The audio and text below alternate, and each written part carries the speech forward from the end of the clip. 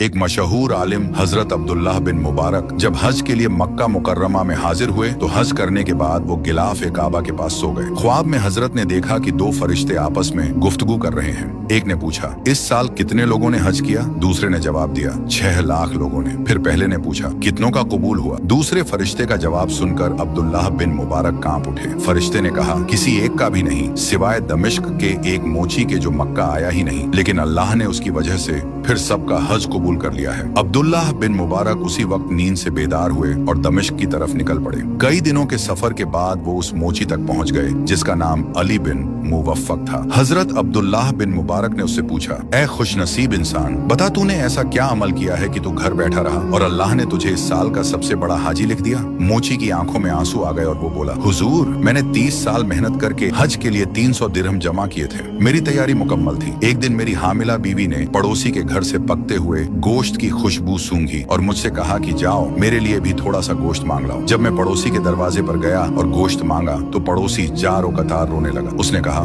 ए अली, ये गोश्त तुम्हारे लिए हराम है और हमारे लिए हलाल, क्योंकि मेरे बच्चे पिछले 7 दिनों से भूखे हैं और मुझसे इन मासूमों की मौत देखी नहीं जा सकती थी, इसलिए मैंने आज एक मरे हुए गधे का गोश्त काट कर पकाया है। मोची ने रोते हुए कहा। पड़ोसी की ये बात सुनकर मेरा दिल फट गया। मैं वापस आया, अपने हज के लिए जमा किए गए वो 300 दिरहम उठाए और जाकर उस पड़ोसी के हाथ पर रख दिए और कहा कि जाओ अपने बच्चों के लिए हलाल रिस्क ले आओ। ये वाकया सुनकर हजरत अब्दुल्लाह बिन मुबारक रो पड़े और मोची को गले लगाकर कहने लगे, बस फिर तुम्हारा हज तुम्हारे पड़ोसी के दरवाजे पर ही कबूल हो गया।